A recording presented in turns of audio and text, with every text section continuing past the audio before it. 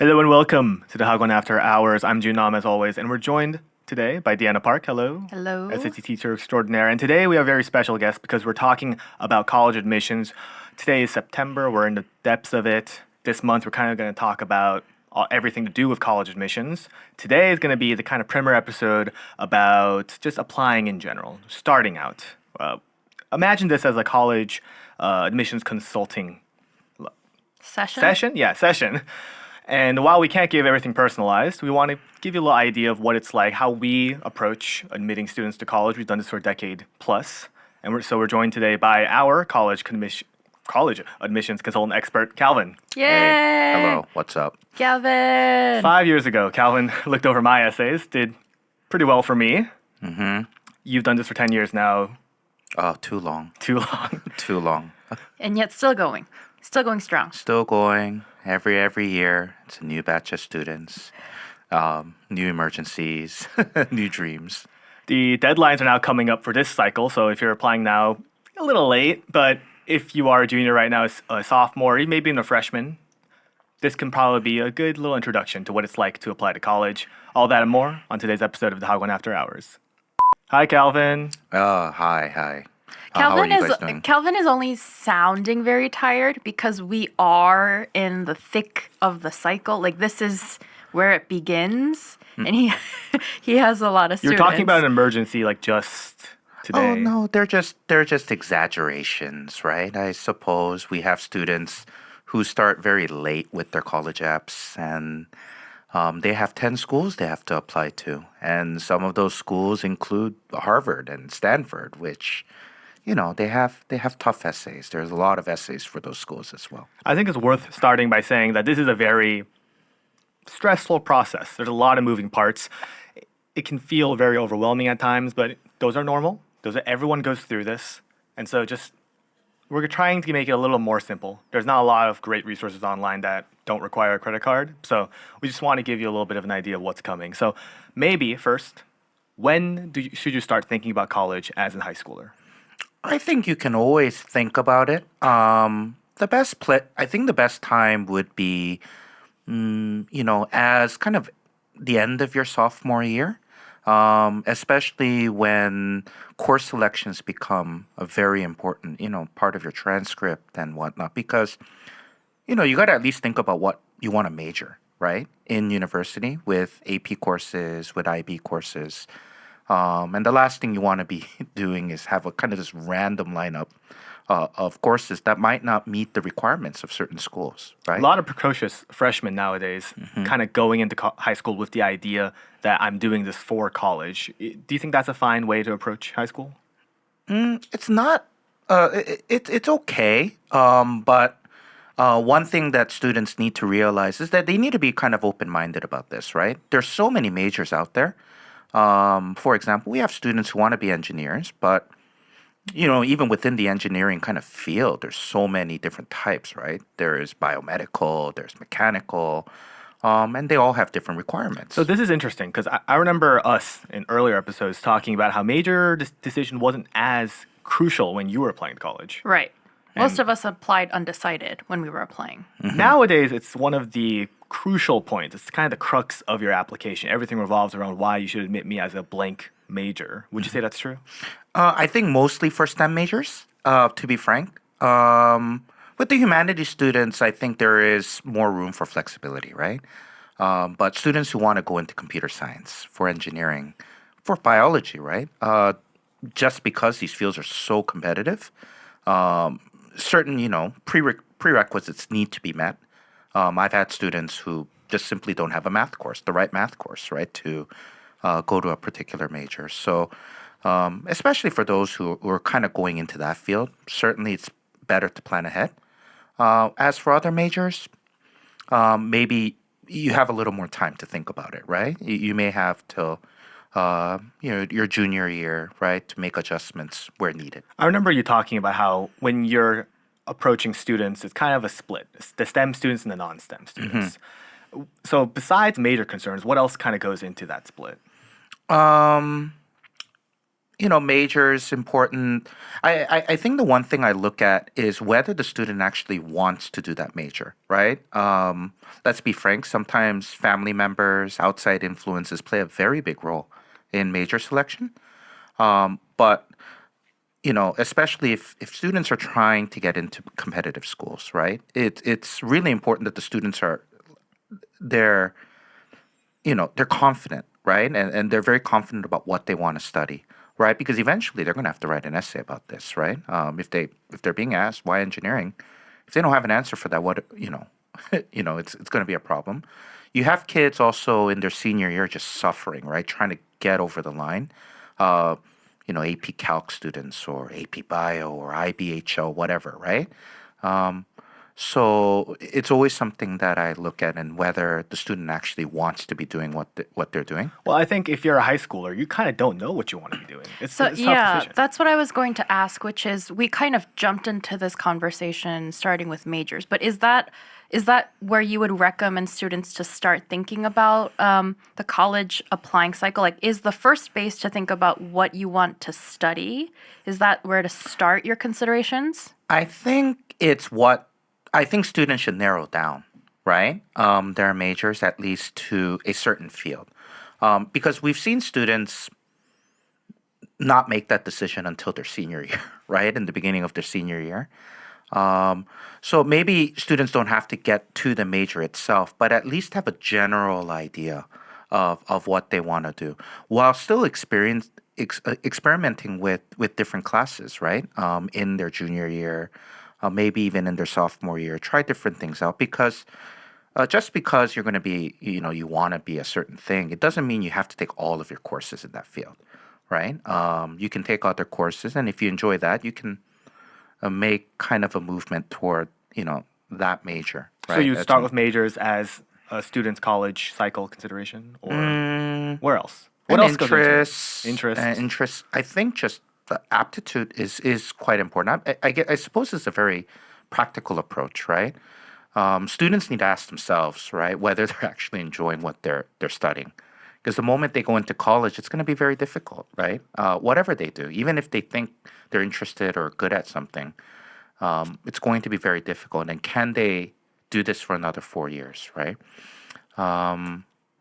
Outside of that, I think experimenting as well with a lot of different subjects is important. I think students don't realize what they enjoy and not enjoy, at some point because they've never tried to take an English course or they've never tried theater, right, ever in their lives.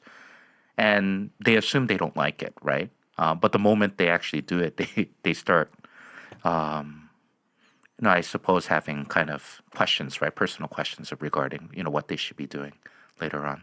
I kind of want to revisit that idea then that we started talking about in the beginning, which was about students building themselves up as the best candidate for an X major starting fresh, like off freshman year. Mm-hmm. Because what you're saying right now is kind of there's a merit to the opposite, which is you may begin freshman year thinking, I want to be a pre-med student. Like I'm sure I want to be a STEM student. Maybe I'll be like a chemistry or biochemistry major, but I'm pretty sure right now I want to be a pre-med student. So I'm going to set up all of my workload and courses and APs and extracurriculars around that and focus zone in so hard on that.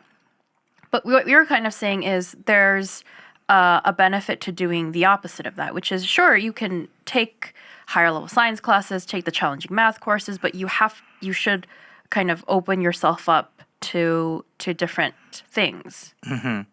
I think this is partly to do with self-discovery of the student, right? Again, you're never going to know whether you enjoy something if you haven't tried it, right? So try it out. If you don't enjoy it, okay, you have an answer to a question. The other element to this is actually when apps start, right?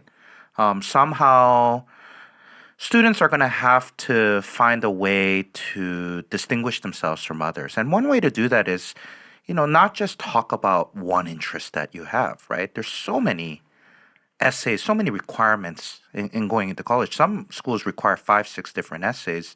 It's best to show this very colorful side of you, right? If you are a medical student too, to say that, hey, I'm interested in theater too, to be a good writer, to have a good knowledge of things like civics, even, right? Like, if you are, into pre-med, hey, maybe public health policy is something that you can consider. There's so many different directions you can go with an essay, but the last thing you want to be doing is, saying in an essay, hey, I'm good at something. This is what I'm good at, one, two, three. You're going to be like everybody else, right? It's just everybody's a robot at that point, right? And a carbon copy of each other. So I'm a sophomore. I know kind of what I want to do. But I've narrowed down a little bit, as you said. I've thought about what classes I'm good at, what I'm interested in. There are, I want to say, thousands of colleges in the U.S. We're going to also start kind of in the U.S. We'll talk about Europe and Canada and other places later, but there are so many colleges. How do I start? And is U.S. News Rankings the best place? Because I think a lot of students will gravitate there. Do a little bit of research, but don't What be goes so- into that research? What goes into that research? I think location is really important. I think the school experience is very important, right? You're going to have to want to live in an area that you want to live in. Schools are very different from each other, obviously, right? Living in LA, maybe living in the East Coast, it's going to be a totally different experience altogether. I always tell students, before thinking about a college list per se, just focus on the now, right? Because there will always be options, right? And then, it's always good to have your preferences, I suppose, in terms of location, in terms of maybe even the university kind of curriculum style, right? And how they teach. To give an example, a school like Hopkins is very famous for being very traditional in the way they deliver a course, right? Now, for some people, that's great, right? Having this kind of rigid, very traditional system of education. Others might want to enjoy kind of the social life, right? And the social element of colleges. But I think that's a decision that generally students end up making once they make their college list and they start, making choices between two schools that might be very similar. But at first, I don't think students should be focused so much on the rankings per se, right? That's eventually going to come in the end of junior year and maybe even into senior year. Well, I'm just gonna have a quick question because that's not something that's like on an Excel spreadsheet that you can download about schools. Like I think that one of the reasons that we talk about U.S. News Rankings is it's such an easy source to read through, right? Like if you click number one schools for business, number one schools for English literature, like it's very easy to navigate that information versus what you're saying is something that's a little more nuanced. So how can students get to that information? I mean, social media is a great place to start, right? YouTube is a great place to start. There are a lot of people willing to share their experience about certain colleges, right? Of course, you can start with a place like US News, just kind of narrow everything down to 20, 30 schools, right, that you might be interested in. But I think it's up to the student, right, in 10th grade to look around, right? Everybody, like, I suppose, I don't know, I haven't watched a YouTube review very recently, but most people, some will talk about the good of the school, some will talk about the bad, right? And if you feel like you can handle that, right, it might be a good candidate, right, for a school later on. In terms of other sources, it's mostly videos, right? Sometimes the book, sometimes like the Fisk list of colleges, right, college rankings or U.S. News, they just simply don't give the nuanced kind of details, right? You can't do a vibe check. Yeah, you can do a vibe check. You can tell from the student that actually just shows up on YouTube, the way they smile, right? If they look like they've been stressed for the last 3 years, maybe what kind of school, right, that you're getting into. maybe on the more practical side, then I think this is the big thing people think about when it comes to college admissions, and it's the numbers. It's your academics. It's your standardized test scores. How should those play a part in deciding where you might want to go to college, or should it be the other way around? You should decide where you want to go and then try to raise your numbers or fit your numbers to go there. Chicken egg question. I'm more of the think about what you can control now and let the college list you make your decisions about college list later. I've seen people, they'll tell me, oh, their dream school is, so and so, right? In sophomore year. And they get so stressed. I guess it's a little bit of tunnel visioning, right? And not reaching particular numbers and benchmarks for a particular school, students end up, they feel down, right? By sophomore year, maybe they didn't do well one semester. Maybe they got a B or C in a course. And what happens is that if you're tunnel visioning like that, you're never going to explore other interests that you might have, right?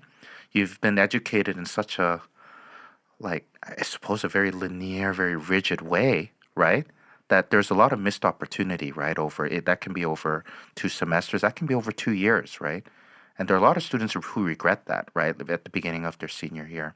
Now, of course, later on, right? Once you become, I think your second semester of junior year, the numbers are going to matter, right? I think by your junior year, you're going to have a general idea of what's possible. Sophomores, I'm not entirely sure, right? Because maybe you might take 1 AP course, maybe 2, no IB courses at that point, right? So how can you make that determination of where you're going to be going or not, right?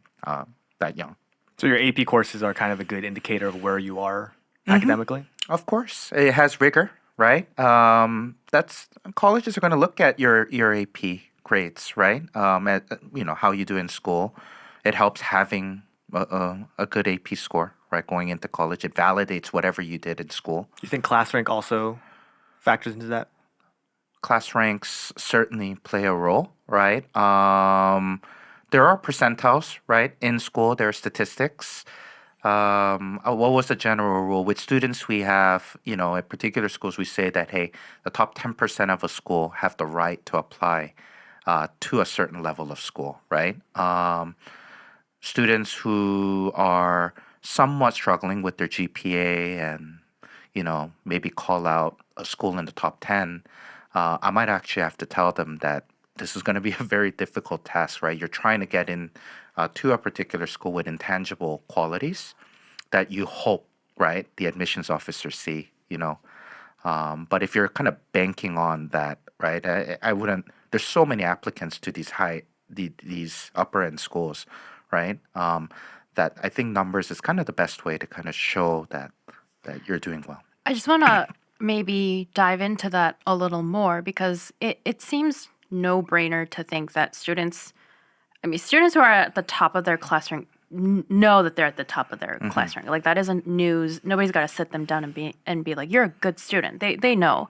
So those students, have certain aspirations and have a certain idea of what kind of schools they can apply to or can reliably get into. Students at the lower end of the rank or like lower end of the group also have a pretty, I'm guessing, have a good idea of where they probably is not realistic for them to apply to.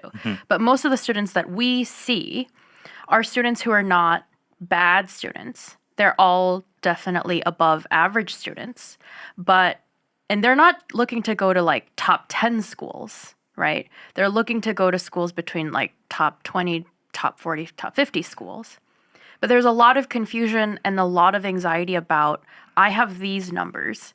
I can Google medians of different schools for different majors on the internet, but I'm not sure what that is supposed to tell me about, does this qualify, like, can I apply here? If we're really talking about seniors and juniors right now. We're not talking about freshmen and sophomores who have like a lot of time to improve their scores. If you're set in a certain score range for your standardized testing and your GPA, and you're trying to figure out like what your list can look like, what kind of schools you kind of can allow yourself to write to, there's going to be I see a lot of confusion about that. We see that on a kind of daily basis. Yeah. So, some students are lucky to have an adult like a counselor or maybe school teachers or, someone else to sit down and walk them through that.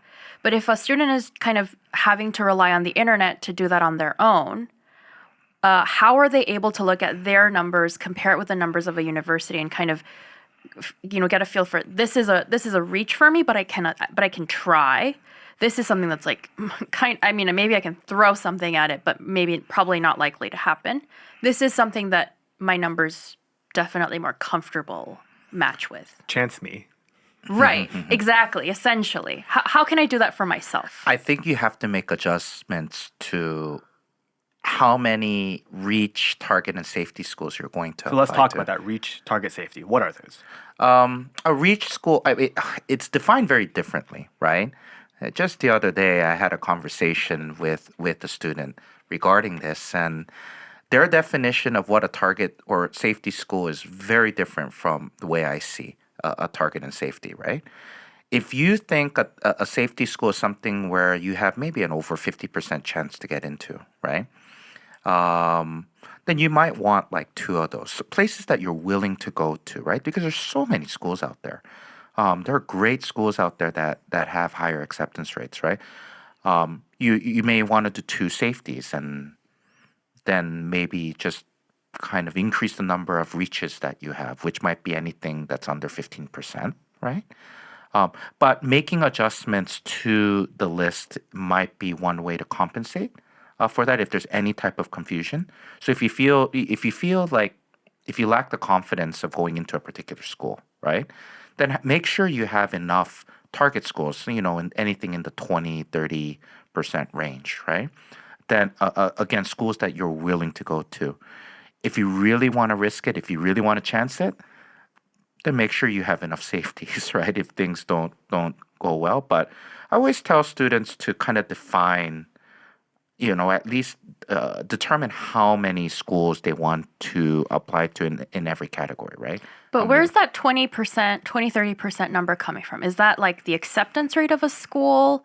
Like how are students supposed to get a feel for that? There are a couple of resources for that. One way is, of course, using sources like the U.S. News, right? They're generally accurate about that. Another thing is something called the common data set, right? That many schools actually publish. It's this Excel sheet. It's kind of dry to look at. But at times they give you very valuable information, right? In terms of how many students they're going to take for certain departments. And you just got to look at it, and there might be deviation, right? If an acceptance rate for a school is, say, 30%, there might be certain programs that are 40%, while others might be at 15%, right? So depending on what you're going in as, you can treat, you don't kind of categorize a school as a target reach safety. You categorize the program in that school as a target reach or safety. So a specific major or specific type of or a department, right? The department's really big because What are some notable discrepancies that you can think of off the bat? I don't know. Let's take Indiana, right? Indiana, it's a public school. Very reasonable acceptance rate. Relatively easier school to get into, Sure. right? Say compared to a lot of the upper end private schools.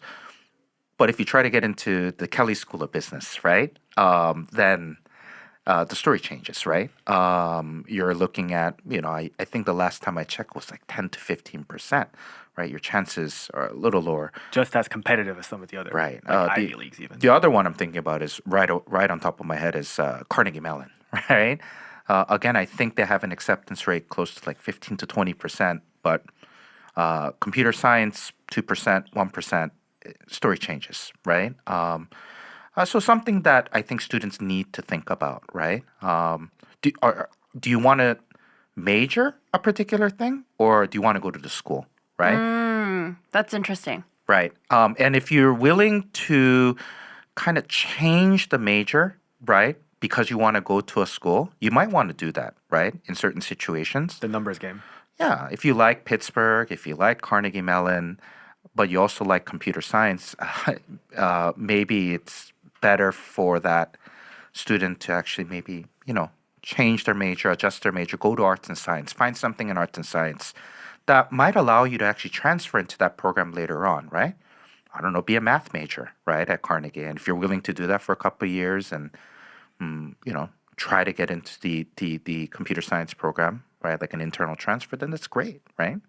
So the numbers game is kind of twofold. One, it's looking at the school you want to be applying to and comparing your numbers to their general stats. But then two, considering the specific program that you're maybe interested in going to, seeing how your numbers stack up against those scores, and then maybe considering either changing your list in terms of changing the schools if you're really bent on doing that major, or if you're more leaning towards being at that institution, changing your major or maybe school considerations within the big university that are kind of more where your numbers are at. Yeah, but I think a lot with what I see from a lot of undergraduate or at least high school students is that students are more attracted to schools than they are majors.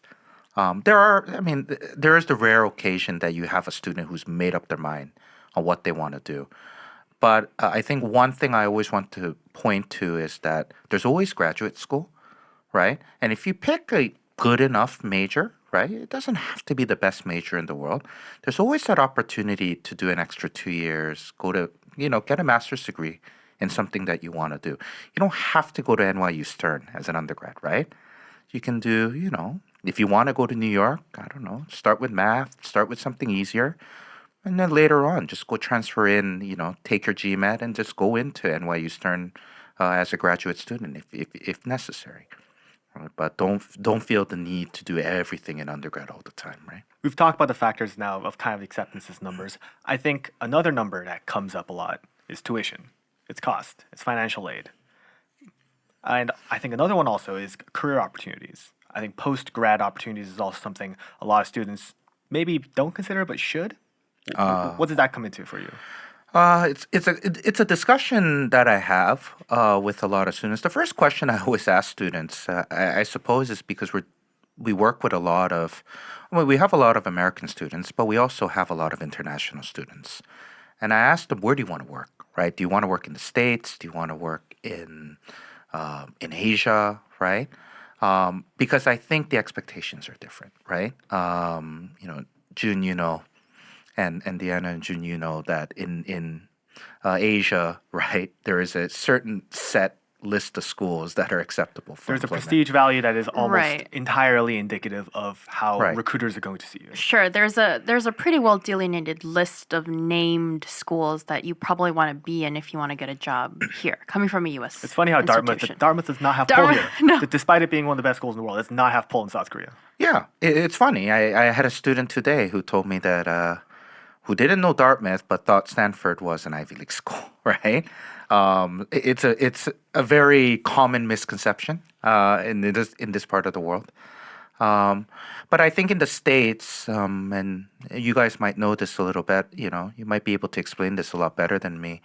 I think in the States, yeah, sure, it helps, right? Coming out of a prestigious university. But it's also your just kind of willingness to learn and on the job, right? I don't think people are going to be as picky about where you come from as long as, during your internships or at least during your first couple of months at a job, you're showing a willingness to learn, right, as you go. I think the school name might get you into the door or might put a little bit of distinction, but it's more about experience as well, I think. I think there's definitely a shift right now we're kind of going on a slight tangent, but this is an interesting tangent. There is a slight shift in the trend of looking for job opportunities in the States, where it's more about like how well you did in college versus the name value of the institution you went to, but also I think there's a shift towards looking for students who kind of are going out of their way to experiment or gain experience in a certain field. Like, were you proactive in looking at, maybe you tried to take graduate level courses in a thing, you really did a lot of internships, you looked for research opportunities, you did kind of like an independent project. That's a big thing I'll talk about. Yeah. Some schools open doors to internship opportunities. Right. That will eventually get you job opportunities. Right. I have a lot of students who finished they finished undergrad, right, from a really good school, and they're applying to graduate school, and one of the biggest, like, I suppose, concerning things I see is that they have nothing to talk about in their essay, right? I just a couple years ago, I think it was a student who wanted to get into dentistry and had never been stepped foot in a hospital or clinic before, right? So the only thing that she can ever write about in her essay was what she learned in her undergrad. And I'm wondering, right? A student from a smaller school, maybe a less known school, right? Who maybe has more experiences, right? Who's tried out more things, probably has a leg up, right? In applying to those graduate schools later on. So it's kind of going with what Deanna and June, what you guys just said. And Is some that it's schools might experiences. also have med school or law school advantages. I think it's worth Right. if you're going for a very specific path. Yeah. Some schools have great programs that will kind of jumpstart you in there, or are known to produce doctors, are known to produce dentists. Right. But just because we're talking about a college list right now, and I think if you haven't watched the NYU versus Brown video that we've put up, that was our last full length video to go up that June and I discussed, is June and I have very different college experiences. We both did a lot of extracurriculars, but we did very wildly different extracurriculars. And I think one of the things that kind of Calvin is touching on is you got to go to a school where you're the right personality fit to look out for opportunities in the way your school is offering it to you. Like June did a lot of things that were very on campus, focused with the institution's community. You have a personality that does really well in looking out for opportunities, kind of making accomplishments in that setting. I am the very opposite. I went to a school that the school itself offers a lot of opportunities, but we can really proactively search for things that are outside of the institution that are maybe a better fit for us personally. So I think what Calvin is really getting to is go to a school that's going to allow you to search for the opportunities and experiences you need in the way that works for you. All of the different schools are going to do that in a very different way. But you got to have a little bit of, you got to do a little bit of introspection and figure out like what you can do and what you're good at doing, and maybe factor that in to your college considerations. Like, do you need to go to a smaller school that's going to give you a lot of clinic experience? Do you need to go to a school that has a lot of research experience? This is something that we talk about every time we have someone on to interview about their schools. Do you need to go where there's like a lot of one-on-one mentorship? Do you need to go to a school where you can kind of fly solo and do your own thing and do your own projects in your downtime? What is it that you need? Where can you go that you can really dive into that? And so going back to the initial discussion is I think as a student you want to enjoy your time in university, right? It's not about getting that diploma at the end. It's the 4 years, right? 4 or 5 years that you're at a university. You need to make the most out of it, right? Whether that's, experiences in school, whether that's even making connections at the school, right? Those people you build relationships with in school, they might come into play later on, right? In terms of employment and opportunities and whatnot, right? Like 2-3 years down the line. So the other big consideration for our colleges, I think, and for students who are looking at colleges, is tuition. There's a lot of money that goes into tuition. How can we lower that? How can we lower that if you're a student? Whether it's in-state opportunities, programs that you can apply to, merit-based, need-based scholarships. How do you navigate that? Um, Financial aid is always a very tricky, right? Question.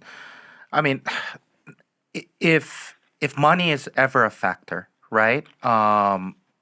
Public schools are always kind of the way to go, right? Or going to schools that maybe are proximity wise a little further from popular cities, right? To give you an example, schools in Boston, New York, California, they're just gonna be more expensive because they're great places to live. Living costs too. Right, living cost is a big factor, right? Also, when picking a list, there are schools that are need based. There are schools that are, um, you know, blind, right? What do they call it? Need blind. Yeah, need blind. Define right? need blind very quickly. Need blind is that the school themselves, the school itself is not going to be considering, right, your application for financial aid when you applied. And as such, if you do need most of your tuition covered by financial aid, these are the kind of schools that you want to be looking at, right? Versus need based. Need based. means that some schools might actually, raise or lower your acceptance rate based on how much you're willing to pay to the school, right? So it's something that students always need to consider. For example, with many of the liberal arts schools out there, that's just because they're smaller schools, Like right? liberal arts are. Liberal arts, your Pomona, your Claremont schools, right? Your Swarthmores or whatnot. They tend to be need aware, right? And so if you ask for if you do your CSS application or your FAFSA application, they're going to be very aware of this, right? And it might actually significantly change your acceptance rate. Versus some of the upper end schools. The Ivy League schools are very attractive for certain students just because they're need blind. The problem is, you might not have the numbers, right, to go to these schools, even if you might have your tuition covered, right? Also in-state, out-state. In-state, out of state, right? They all play a big factor. The in-state tuition, it's very attractive, but if you do apply as an in-state student, one thing that students need to consider is that the acceptance rate might go down, especially, I think one kind of interesting case is California, right? The UC system, right? It's a lot more difficult for in-state Californian students to actually go into a UC school compared to an out-of-state student who end up paying, a higher tuition to Is go that to the norm? Is that the norm for most It states? depends on the state, Okay. I think. What about, I like, think Texas? California, Texas. Texas, I think, tends to take a lot more in-state students. I know Michigan does as well. So it's a very state-by-state thing. But California, just because it's so attractive to a wider range of students, I think that's kind of, it's become a business in a way, right, for the UC schools as well. And you hear about some very interesting cases of people who do get rejected by UC schools, even though they're valedictorians of their schools in California and whatnot. It's just so difficult to get into with that tuition. You want to go? Yeah, what are because we're talking about financially. What are the things that play a role in terms of scholarship money? Is it mostly GPA? Is it standardized testing? Is it major? Is it the college or department you're applying to? What are the factors that change that? It might be your background, right? Where your upbringing is, right? If you go to a private school, if you go to an international school, scholarships are a little more difficult to get. It might be a combination of your background and major, right? So if you are in maybe a group, right, that are short of a certain type of major, right? One thing I can think of is like at one point, female engineers, right? There was a demand for female engineers for particular schools. So they did give a lot more opportunity, right, to female high school students, right, for summer programs, even for things like scholarships and whatnot. For inner city students, right, it might be things like the STEM subjects, right? Because we certainly do need more representation, right, from those group of people in the field of STEM and whatnot. Well, there are some schools where there are even named program scholarships, where if you fall under a particular category, or you can even write an essay if you are really passionate about a particular job or particular cause, that you can apply to and get financial aid based on that. Right, but it's going to require a lot of work in high school. It's going to be a lot of independent research, independent work that you have to do in high school. And if you certainly have the time for that, it's never a bad thing to do. Just if you're looking for a scholarship, great. If you're just looking to make an impression on a college, anything independent, right? Nothing school related, right? Anything independent research, making a website, it always helps, right? In allowing you to kind of distinguish yourself from other applicants. Well, before we get into what factors go into a college admissions decision for that college about your chances, I want to talk a little bit about, now you've had this opportunity to research colleges, you've done everything we've talked about, you have a list. It's like 40, 50 schools long.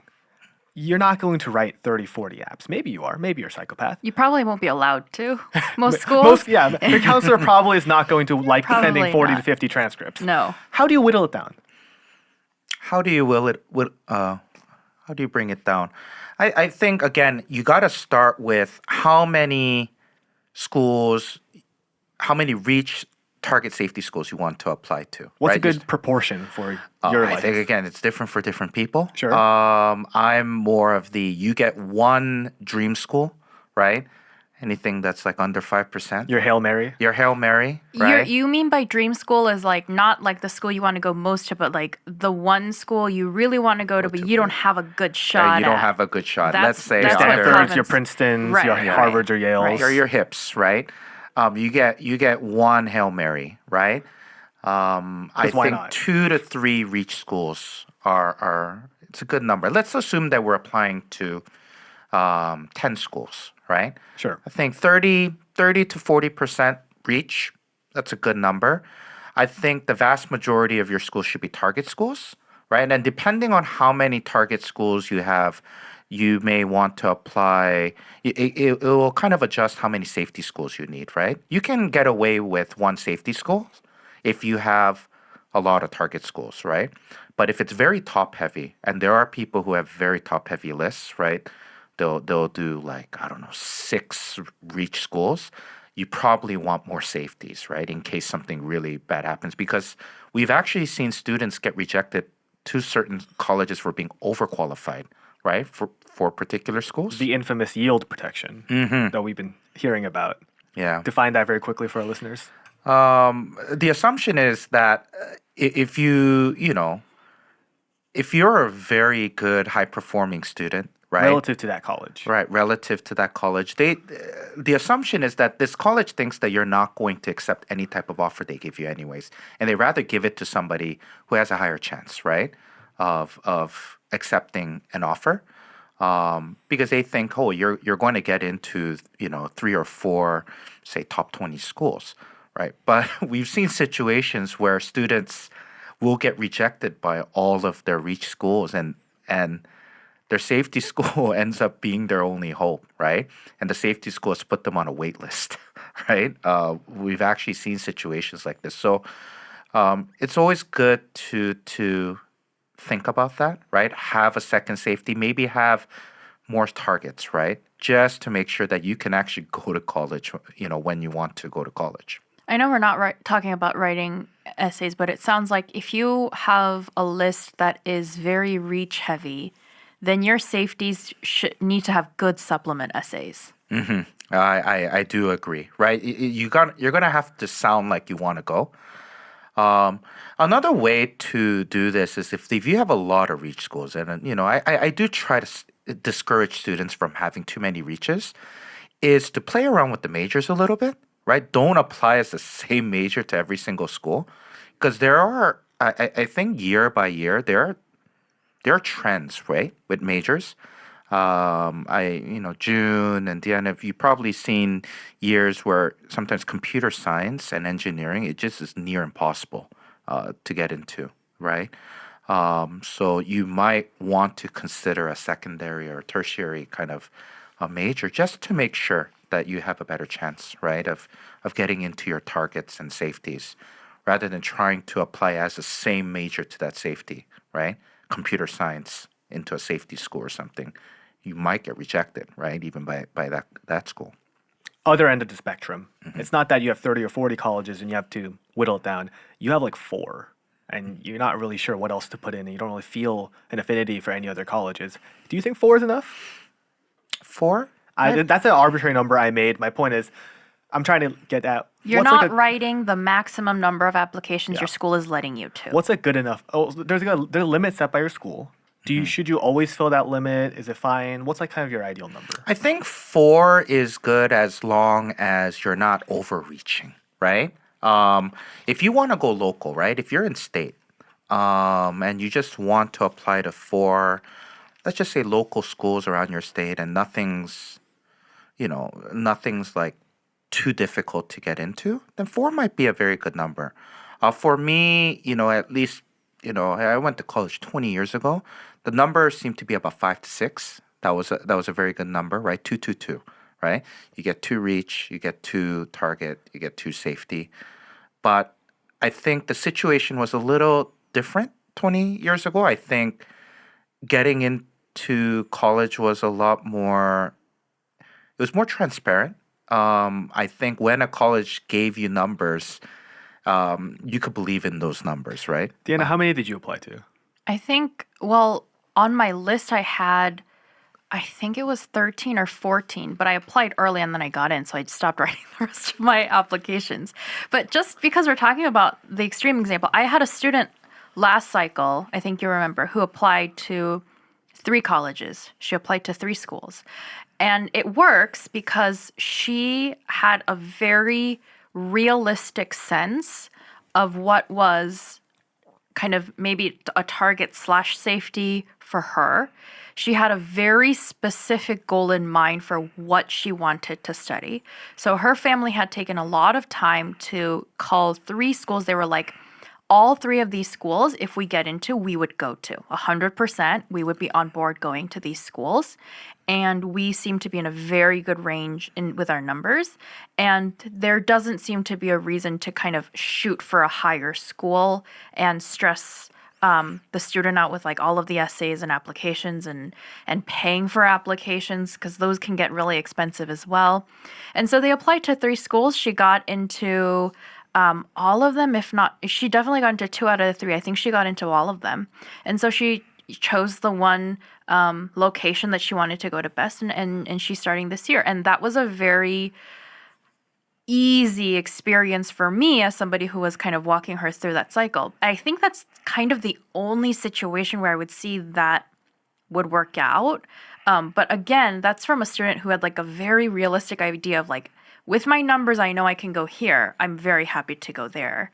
I just need like 2 to apply to like 3 just to make sure that I'm going to get into one of these. Having a very good reason and very specific reason to do so. Right. And you're not like, maybe I can like apply to a school that's like slightly higher, like just to see. If you're really not doing that, you can apply to 3 or 4 and be okay. But I think contingencies are important, right? True. I think the great thing about American schools is that you have schools where you can apply late to, right? You really into the spring, because most results for, I don't know, if you decide to apply early, right? Early action, let's say, right, to a particular school, the results will come out by maybe January, at latest February, right?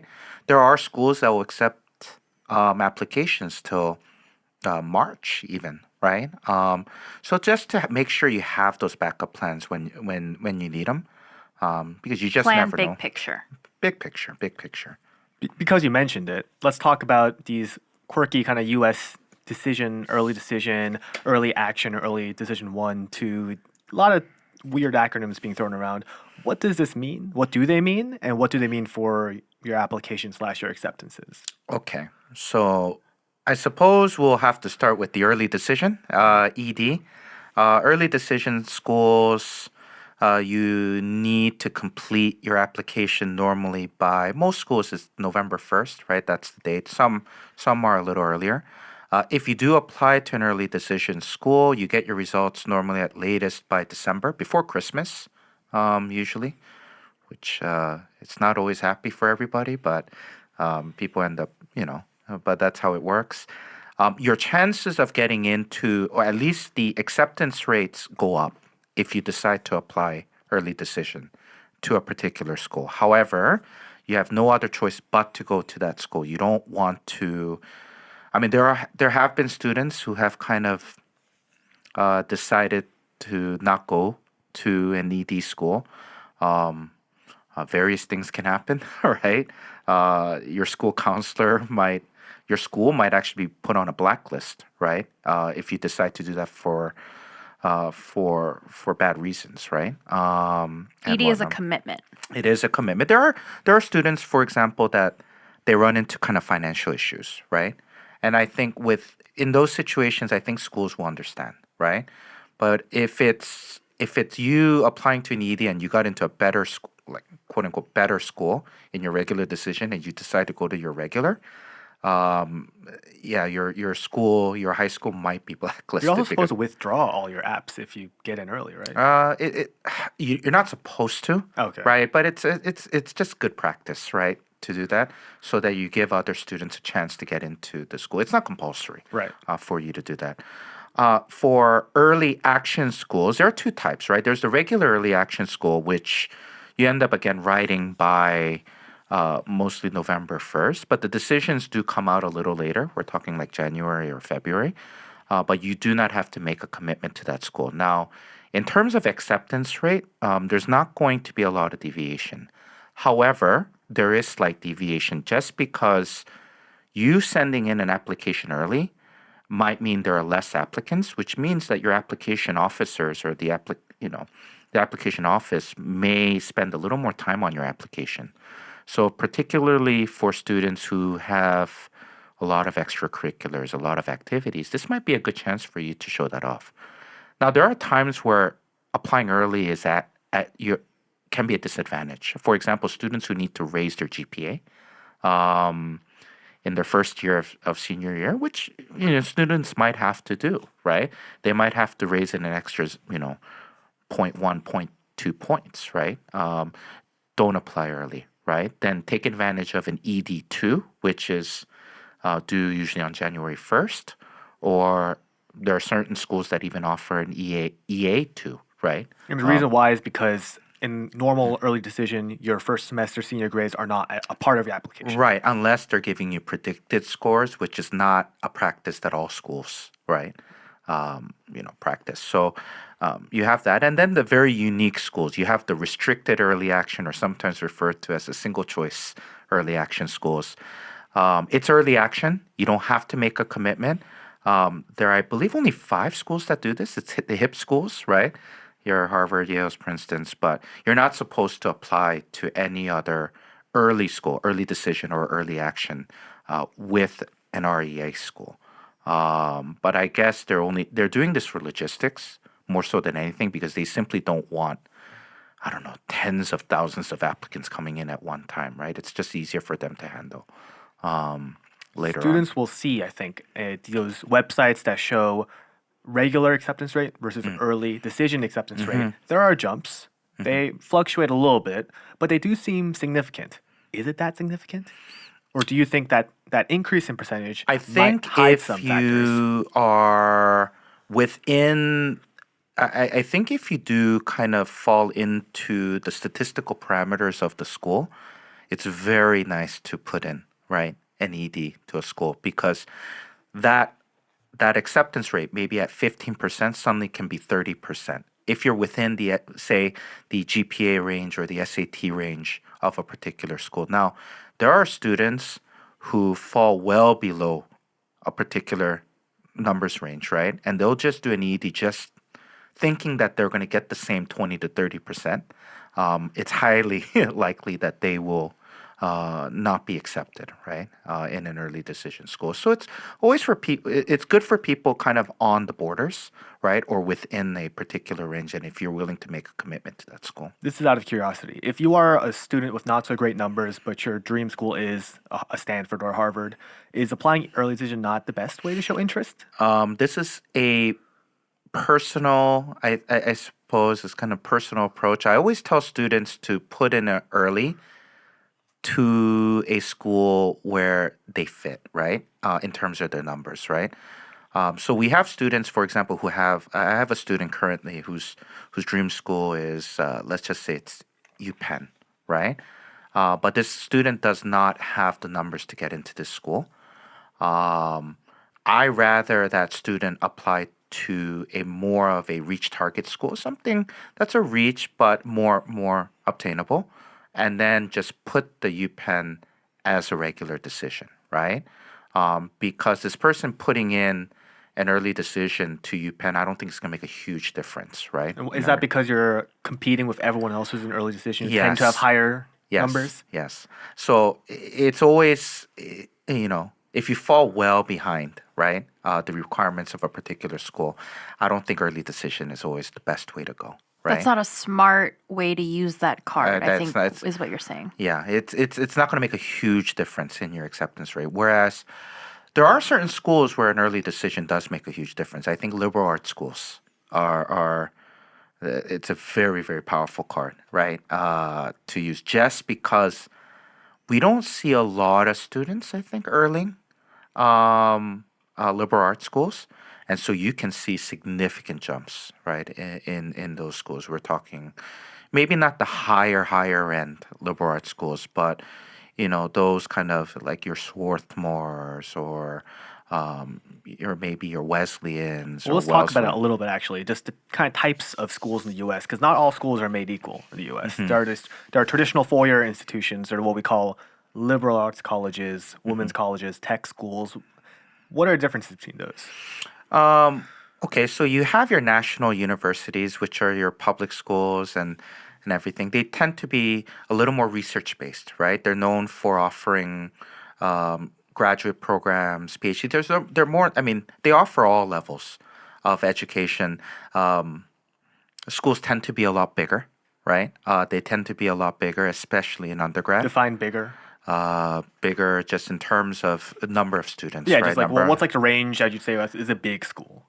Number range, would it be like close to maybe 20,000? Probably, I'm Over thinking. 20,000 Right. plus, right? 20,000, Would yeah, I be would, a I very would say large school. 30, maybe. 20 to 30,000. It's one of those things where like in your grade level, you will not be able to meet everyone. You will not know No. everyone. If you will walk around campus and not know 90% I of the don't think people. you would know everybody in your major. Yeah. So be really big schools. Right. Really, really big. Well, I mean, there are exceptions, right? You have schools like, I suppose, like Rice, who I think with the last count, they only accepted what? They only accept 200 to 300 students every year, right? But there are exceptions. But for most of these schools, the student body is just very, very large. And these schools are usually ranked, or the prestige of the school is very much determined by the research that is done at the school, right? So mostly by by professors, by PhD students, and whatnot. Whereas with the liberal arts schools, again, they tend to be very small. They generally don't have a graduate school program, right? Most of them.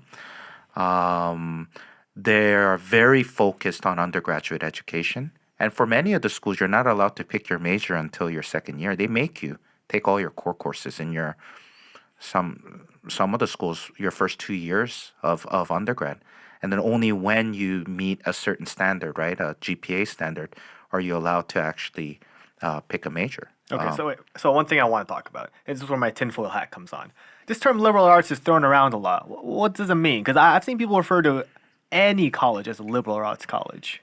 But you seem to talk about very specifically smaller schools as this category of liberal arts. Is it just size? Oh man, it's also the classes that you take as well. At least the liberal arts school that I went to, there were 10 courses that you needed to pass. It was compulsory for students to pass. And if you did not receive, I believe the number was 3.0 in these 10 courses, you had to take something called a general exam in your second year.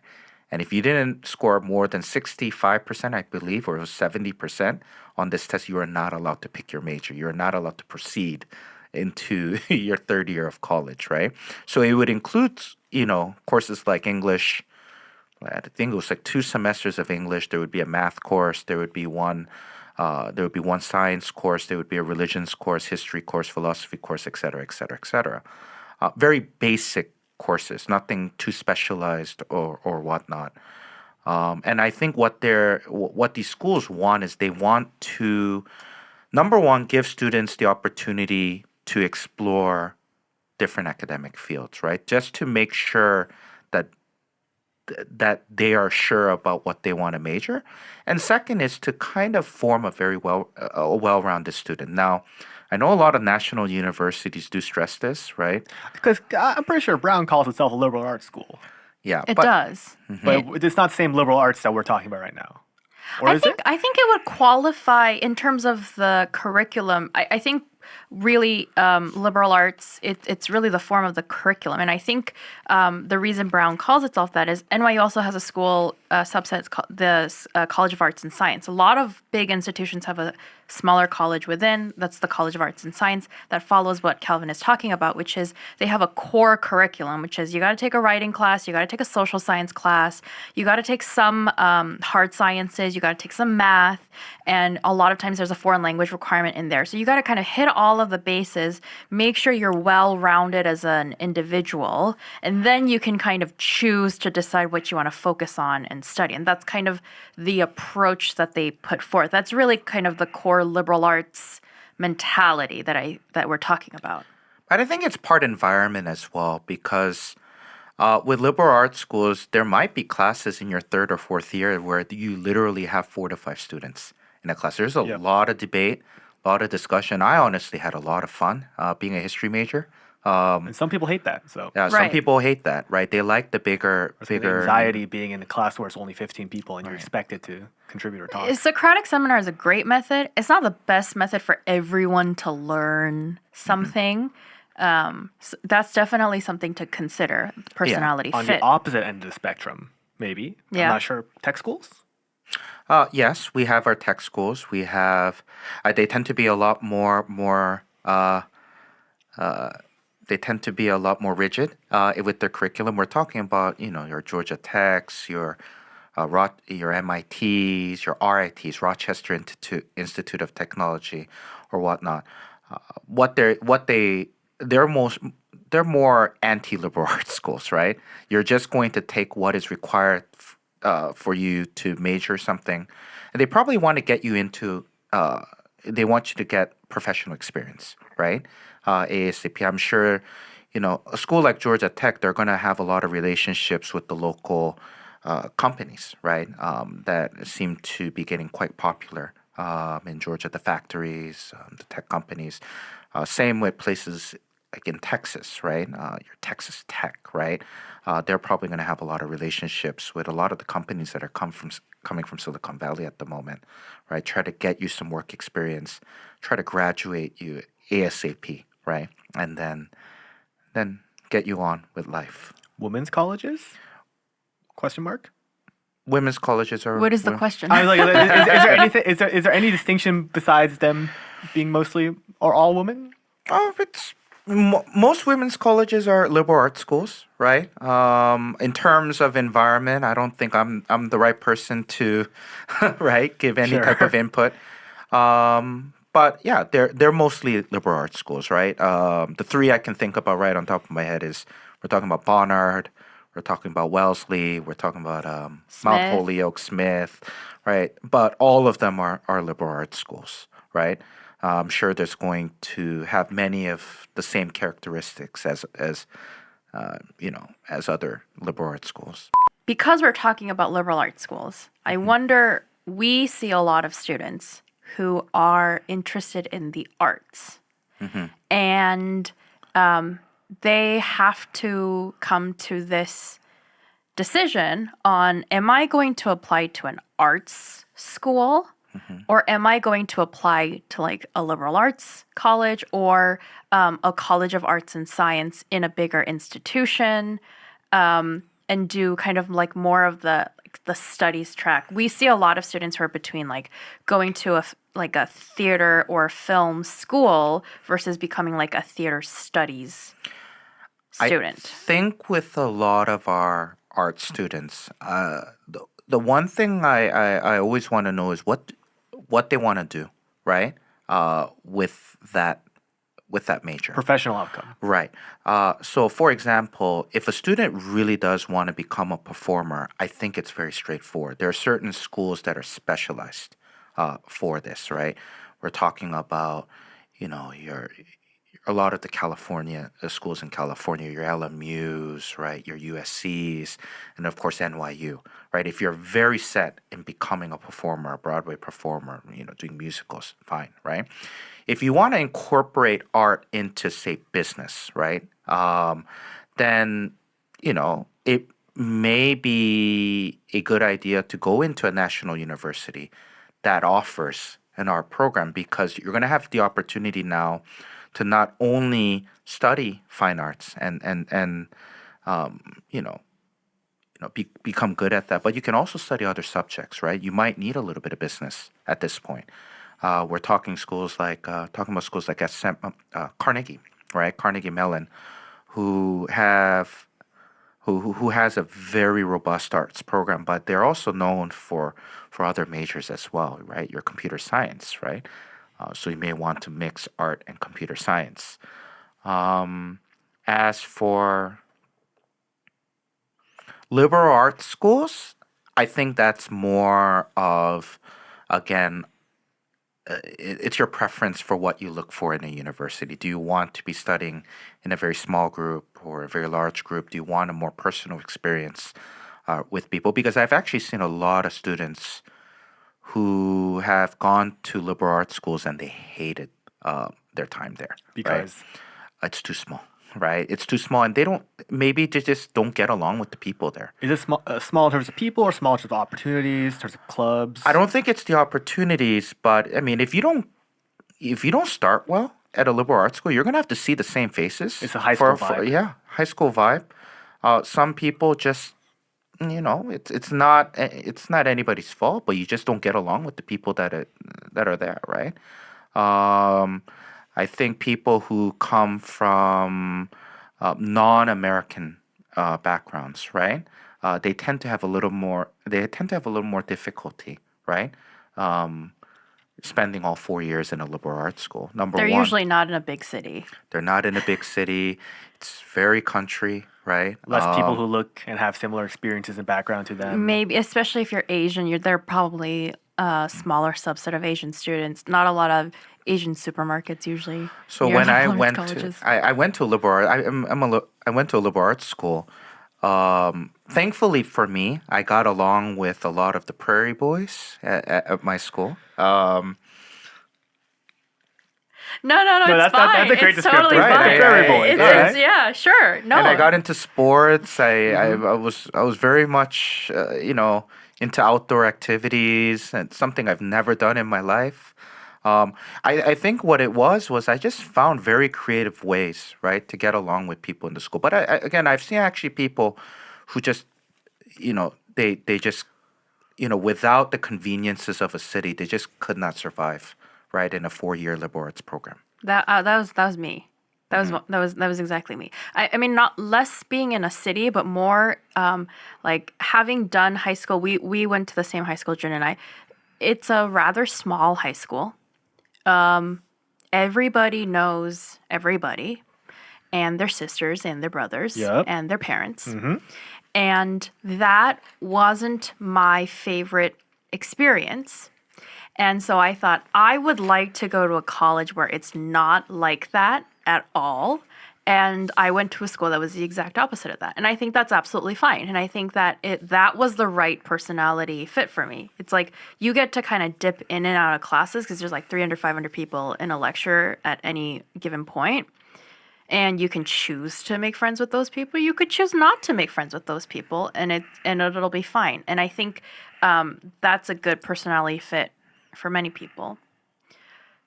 Just to add on to what Calvin said before about art schools a little bit, just to add my 2 cents to that is if you are applying to be an art major or like maybe a theater major, a film student, something in that area, what Calvin said is really interesting because you gotta think about what you want to do professionally. But a part of that you have to remember is it's not commencement day and hey, starting today I'm an actor. Like that's really not how things work in the arts industry. Like you're not gonna get a job probably right away as kind of the rest of the students you went to school with. It's going to take you a little bit of time to like audition, try to get work or build a portfolio or to accrue like kind of name value as an individual. It's going to take a little bit of time. So something to think about is you got to figure out what you want to do in that time, like how you want to spend that time before you get a break in that industry. And how you want to spend that time kind of should affect the college list you're writing. Like, for example, like Calvin said, if you want to maybe be studying business and work in the industry on the opposite side of things, maybe not as a creator, but maybe as somebody who's more on the business or maybe even accounting side of things, you gotta have to go to school that's going to allow you to do that. If you're somebody who's maybe wanting to go to a school where you can kind of try out and get yourself, in that like working and getting jobs and auditions and gigs like right away, you're going to need to go to a school that's going to allow you to do that. I kind of joke that a lot of the a good subset of the students I met while I was at Tisch did not end up graduating because they just got jobs. They started school and then like first, second year, because you're living in New York. Yeah. I mean, and we're not talking all acting majors. We're talking like students who were in like visual arts, dance majors. You audition, you get a role, and you're like, okay, That's my career. I think I'm just gonna go do that now. And they drop out of school, and it works for a lot of people. And if that's what you want to do, that's how you want to do things in that career. You're gonna need to go to school that's gonna allow you to do that. So those are the things to consider when we're having that conversation about like arts versus liberal arts schools. Yeah, it's a question that I ask a lot of my art students. It's like, what do you want to do with this, right? And if you don't have, and then if students don't give me a clear answer, I try to convince them to go to another major because I'm getting worried at this point, right? It's like you're just kind of randomly doing something that I don't know, maybe you're interested in, but you really haven't thought of, right? Because the trap here is that if you end up at a kind of a specialized art school, there's no flexibility there at all, right? It's they're not going to offer other majors at that point, right? Everything's within the arts program. You gotta know what you want to do. Yeah. Production versus talent, etc. All right. Okay.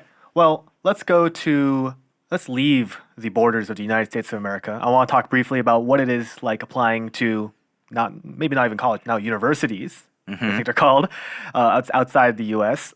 Tell me about the UK. The UK implement kind of like Common App. They implement something called the UCAS system. It's kind of a unified system. European schools in general, right, including Britain, they're not part of Europe at the moment, but including Britain. Geographically, let's say Europe. Geographically. They're very explicit about the requirements that you need to get into the school. And so in a sense, you're a lot more aware of where you can and can't apply. By requirements, you mean classes or numbers? Classes, numbers, everything, right? With IB scores, they tell you exactly what the minimum number you need, and they tell you very definitively they're not going to take you if you're under that number. So in a sense, I think as a student, it's a lot more comfortable, right? Applying to European schools in general. The one difficulty I think with European schools is that you need to study till your second semester of senior year, right? Because a lot of them are going to give you a conditional acceptance. So they'll give you a decision, let's say hypothetically in January and February, and demand that you get 5s on your APs or you get 6s or 7s on certain IBs. And if you don't meet those requirements, they're going to rescind that acceptance and they're going to rescind that offer. Now, as for studying in European schools, they're more profession focused, right? They want you to graduate in 3 years, right? And go get a job, right? So a lot of the programs in Britain and in Europe, you can finish your major in 3 years. And they're probably going to try to get you connected to some company or some internship so that you can start building a career in a particular field. So not a liberal arts approach. Certainly not, right? The U.S. schools tend to be more about this kind of diverse education, exploration, where British schools with European schools in general, you better know what you want to do, right? You go into the school, you finish your degree, and then go get a job. And if you need to go to graduate school, then you can do that as well. If you're here and you're thinking about, they're talking a lot about college, but not exactly how to craft a college app, that's next episode. It's coming. It needs to be its whole other thing. Yeah, there's so much that goes into creating information. a college application, a cohesive story for U.S. colleges. But for UK, it might be a little more streamlined, so we'll address it here. What is kind of the differentiator, the tiebreakers, if you're applying to European colleges? I think European colleges, if you have the numbers, right? And trying if to you're get them high as very possible. right, and if you know exactly what you want to do, I think it's a very attractive choice, right? Because the essays that are required in the UK too, they don't require a lot of creativity. You They're not quirky. Give me a Oh, top 10 no. list. Right. No, they tell you exactly what do you want to study here? What have you done to support this, right? And what do you want to be? What do you hope to gain from your university experience? I guess the only difference is that there might be a very difficult interview that comes after that application. Multiple interviews from the same school, in some certain situations, right? 2 to 3 interviews, which will play a very large role, right, in whether you get accepted or rejected by a college. The whole process is more about how competent you are as a candidate to study this thing. Right. And it's very junior. It's very much based on your performance in 11th and 12th grade, I think. Whereas American colleges do, of course, they put a lot more weight in your junior year, right? Junior and senior year performance, but they will consider freshman grades and sophomore grades. They'll also look at things like extracurriculars. I find that European schools tend to disregard any extracurricular that has nothing to do with your major, right? Volunteer work, it really doesn't matter to them, right? They want to know whether you did some research, whether you wrote an EE. If you're a politics right? major, did you do debate? Yeah, If did you're an you do- engineering right. major, are you in the math club? Right. And it's a lot more straightforward. And I think it's a lot more predictable whether students are going to go in or not going to And certain are the interviews very similar in terms of they're trying to get to know you as a academic? I think yeah, as an academic, right? They don't need to know you as a person, right? Right. They want to know what you did and what you hope to do after college, right? It's the kind of questions they ask. That seems like a very attractive option now that I'm listening to this conversation, because we meet a lot of students who are applying to US colleges that sit down, because a lot, and we're going to talk about this later, but the US application, like writing the Common App, it's really about like putting forth a character, like this is who I am as a person, like these are the experiences I have, these are the values I have, like this is who I am, and I want to expand my horizons at your campus. And a lot of students really struggle with that and struggle to say something interesting about themselves. It almost seems like applying to UK schools is like a very attractive choice for those students who struggle with it, of being like, I don't know how to say that I'm a really interesting person, but I can show you that I'm very competent and committed to this discipline. So a lot of people who end up going to the British schools, they tend to be high performing students, right? Who just don't want to be bothered, right? Going through the loopholes of Writing of 3 the or 4 American apps. application, right? I mean, you can write a UCAS essay in a week, right? It can be done in 2 to 3 drafts because you just make a very basic structure to your essay. They're not looking for very creative, attractive writing, It right? feels more like a grad school app for the It US. feels more like a graduate school Clear, app. Clear, concise. concise. Make it, have paragraphs. Make sure your grammar's right. Run your essay through Grammarly, right?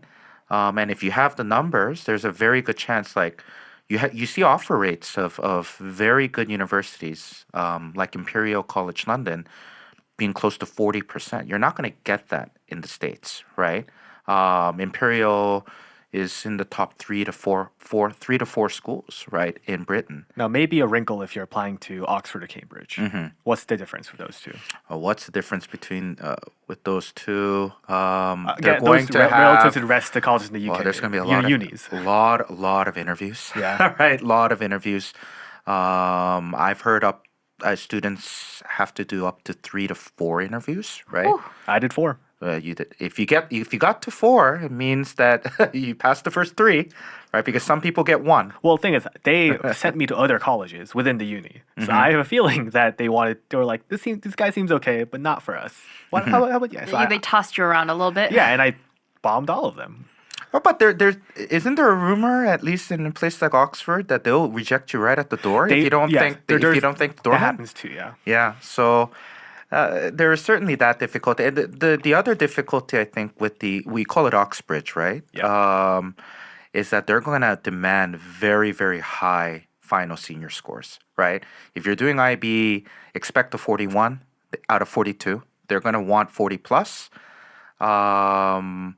With APs, they might ask for all 5s, in 3 to 4 AP tests that you take in May. So there's a lot of stress with students who do get at least a conditional acceptance. You gotta stay locked in until the very end. Right. And with a lot of those students, you do not want to pull out your application for American schools just in case, right? I've actually seen people make that mistake whereby they get a conditional acceptance to a British school and then they end up pulling out they end up not applying to American schools.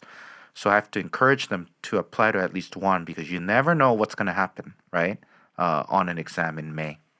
You mentioned that Hong Kong and Singapore is very similar. Hong Kong and Singapore are very similar, very straightforward. They basically tell you the requirements of their programs, right? Wide range of I think there's a lot of deviation between programs. Like for HKU, right? Hong Kong, the business program is very it's infamous for its very high requirements, right? Singapore, all of the three big Singaporean schools, that is what NUS, SMU, and NTU, all very high requirements to get into the schools. But again, with the European schools, with some of the Asian schools, right?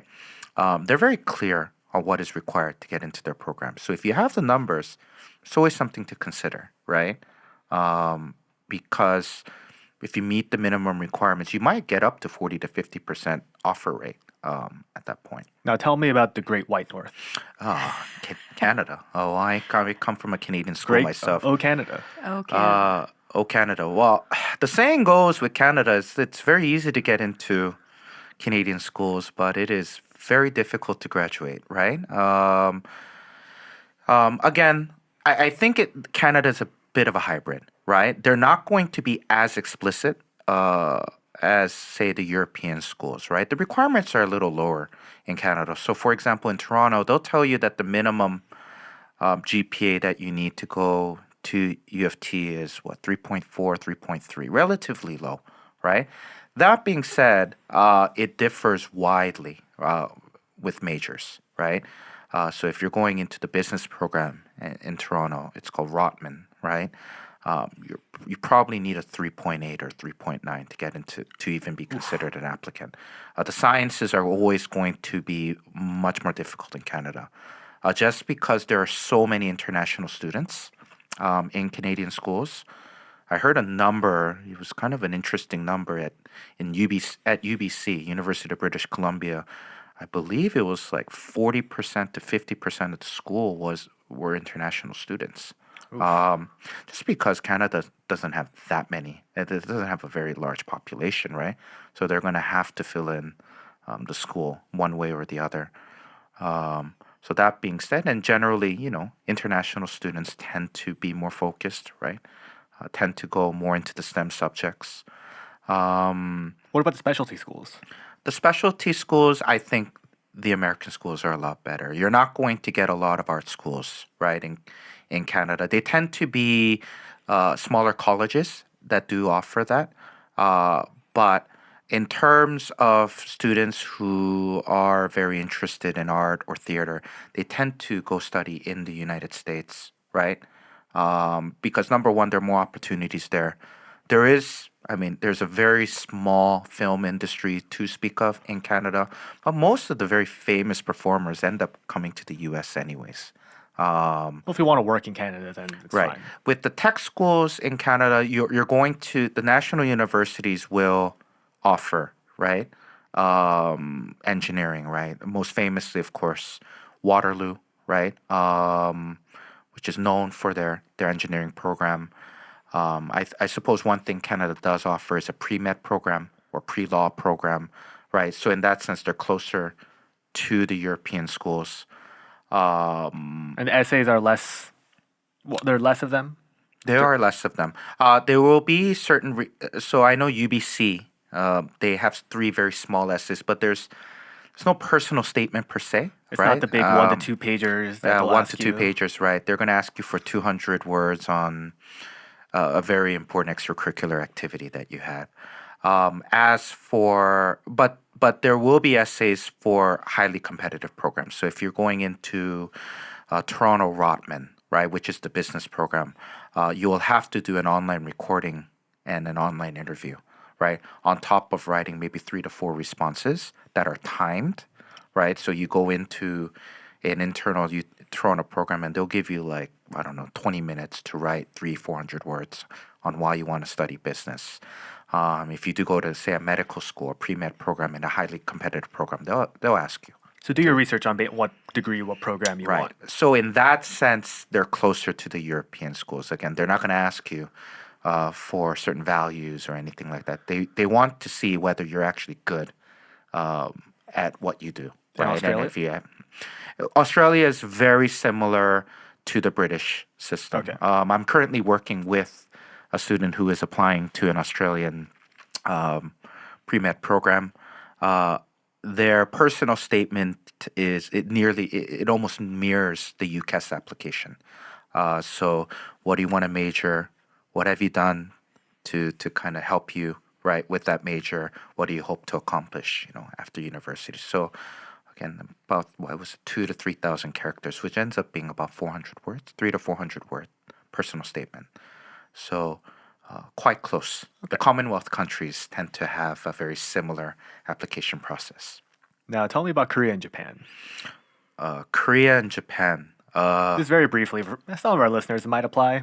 I doubt it, but Yeah, actually, that's interesting because we kind of jumped a little bit when we were, because it's interesting you bring that up because Korea and Japan, one of the things we will talk about, SAT is very important in applying to Korea Japan schools, but because we have talked about UK, Canada, Australia schools. If you're under the assumption that you're like a US student or maybe you're an American student coming from an international school, other than like GPA, is standardized testing also going to be a big consideration for those countries, or is it not really? Outside? Singapore, Hong Kong, yes. Okay. They will consider, all the Asian schools will consider SAT or ACT.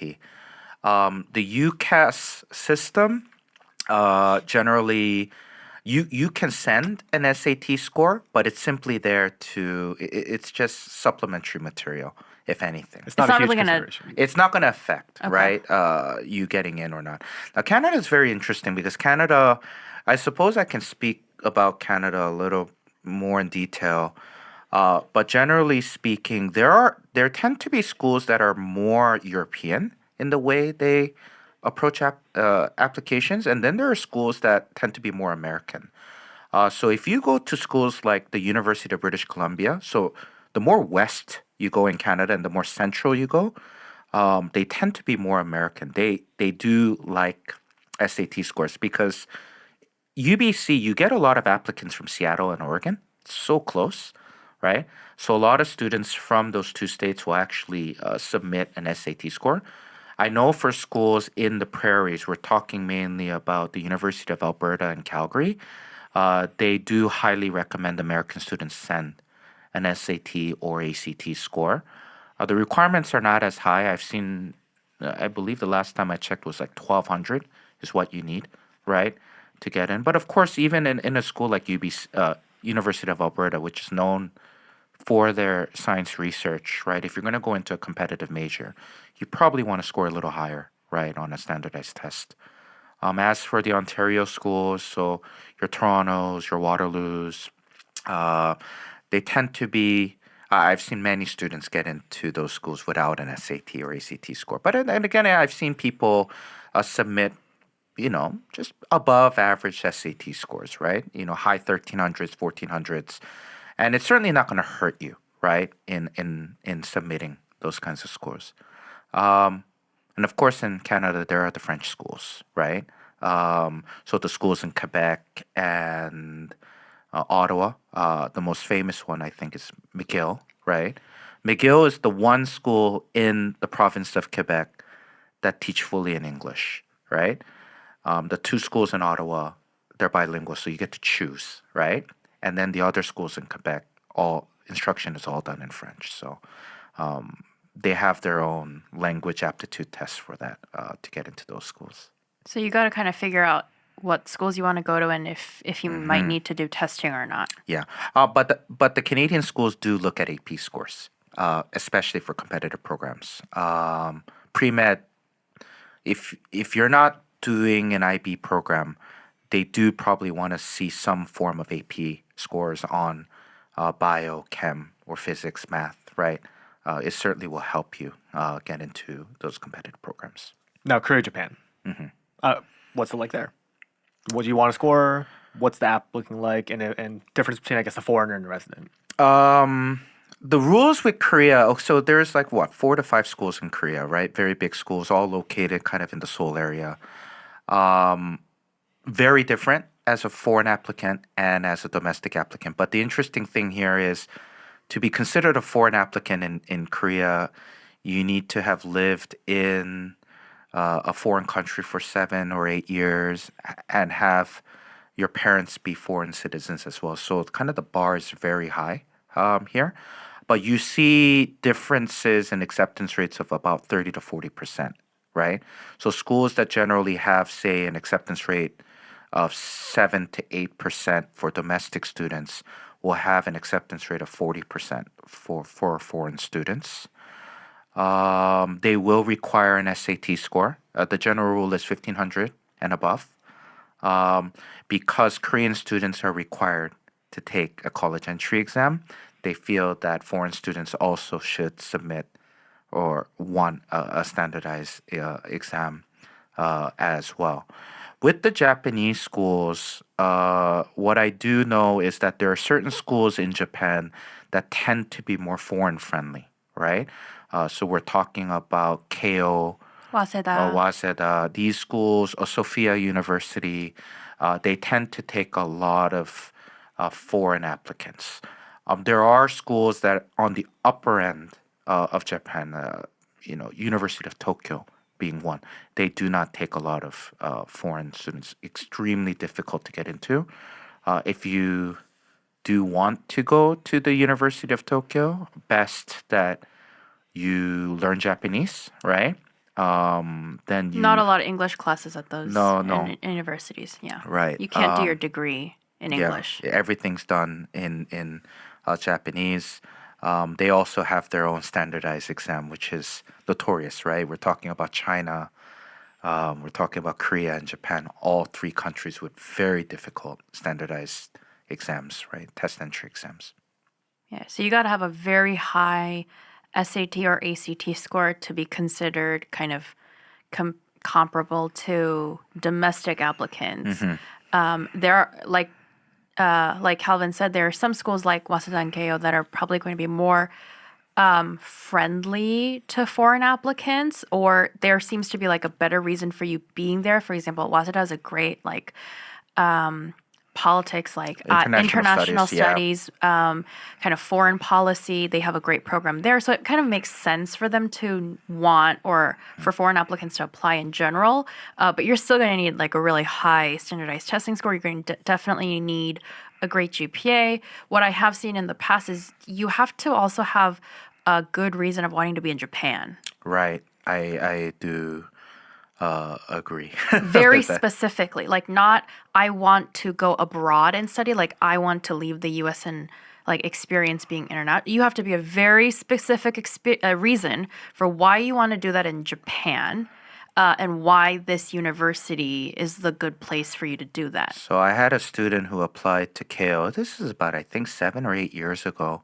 She specifically said in her essay that she wanted to join a Japanese company, and that's why she was applying to Keio, and it got her in, right?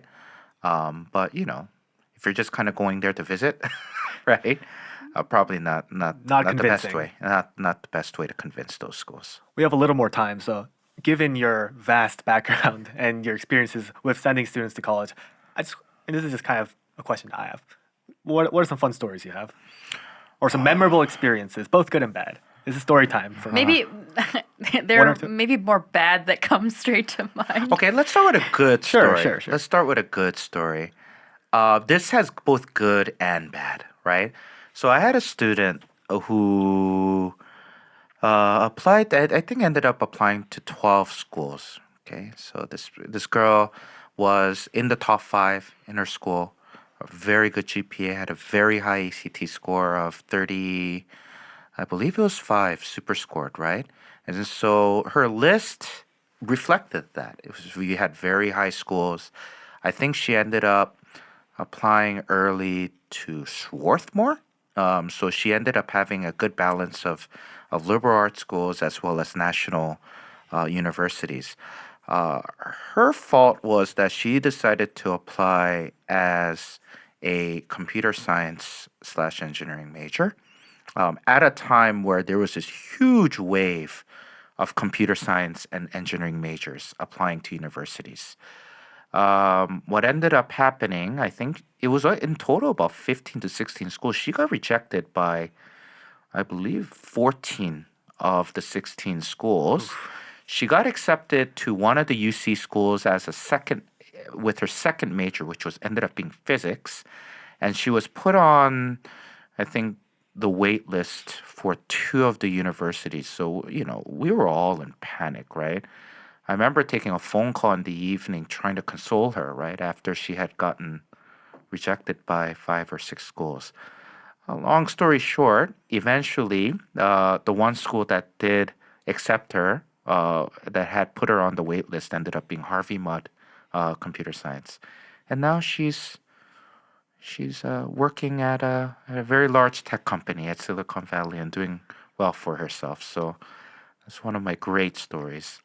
Um, as for bad stories and sad stories, Maybe stories that might represent a lesson that the students might take away as in don't do Right. this. Like this last one, not don't do this, but the lesson might be you got to really wait your cycle out. Like cycle's not over until it's like over and you're moving into and your she dorm. worked very hard in the spring to try to impress one of these universities. Letters of continued interest. Right, and I think it's interesting that she got into the school that is at least the hardest of her schools to get into. Ended up at her best school. Don't lose hope. Don't lose hope, right? She didn't get rejected for any fault that she had, right? It was just the situation that she was put in. As for a little bit of a sad story. All right. Set the mood for us. Make sure it's a lesson.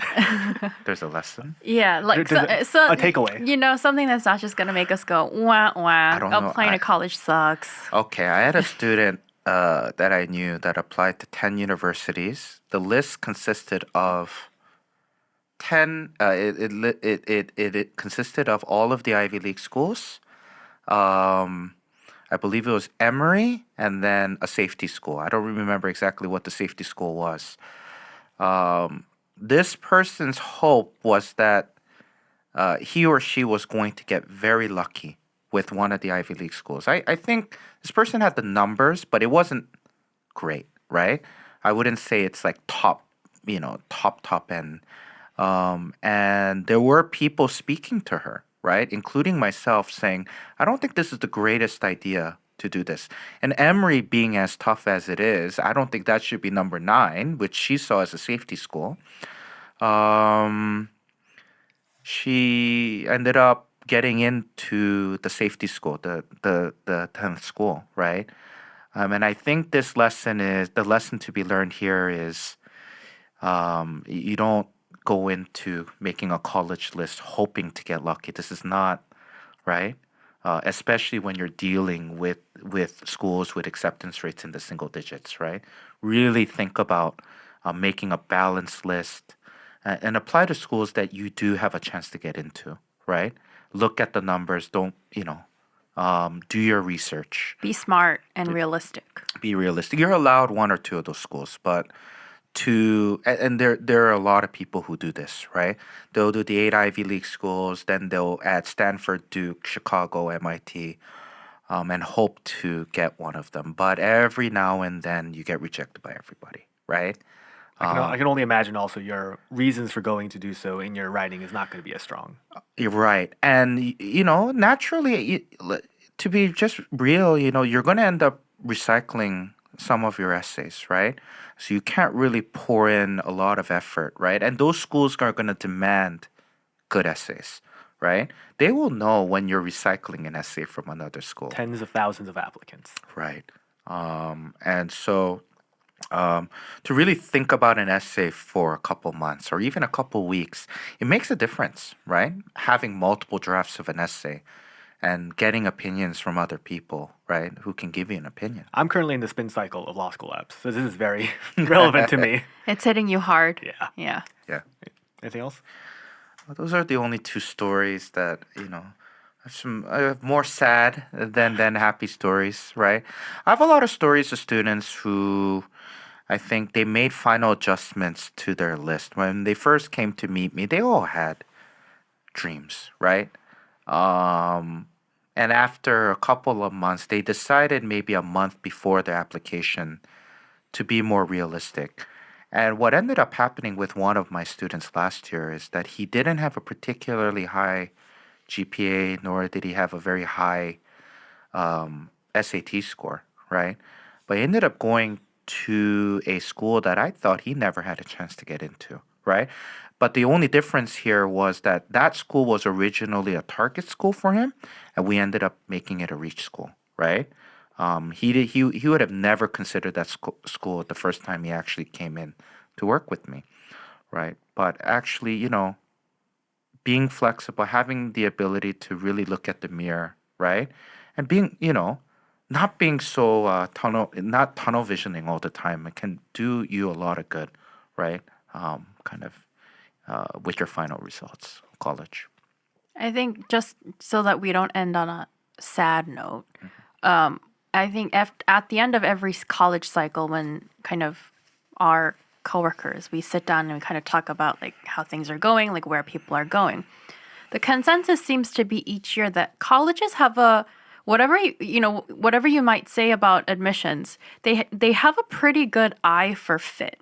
Like at the end of the day, this may not have been your first choice, but students have a funny way of kind of ending up at a place that more or less is a good personality fit. And what we say is if you get rejected from a place, sometimes that was not the right place. You're better for off you not to going be. to that school. Right. Yeah. What would have happened after if you had gone there? You might have kind of cut off your opportunities for professional opportunities like recruiting, things like that. So people have a funny it works nicely most of the time is the hopeful 2 cents I'm trying to put out is you end up where you're supposed to go, not in terms of like you're not a good student or you're a great student, but the place you need to go to get the right experiences, that have the right opportunities, that have the right people for you to meet. Schools have admissions officers surprisingly have a good sense of that, and you'll end up in the place you need to be. You just kind of do the work, do the research, put in the elbow grease, write your essays, and then you kind of gotta trust that you're gonna end up where you need to be, and you're gonna be okay wherever that may be. Agreed. Our predictions tend to be quite accurate. We do make predictions in October and November on where we think certain students are gonna go, and I think we generally get the range right, with students. Right.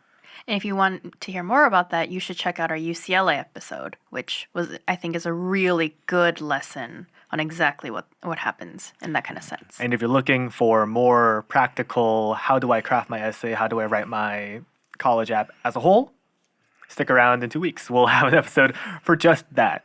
So thank you for watching. Thank you for listening. Thank you, everyone. Hopefully this gives you a better idea of what a college application process cycle looks like. And we'll see you next time.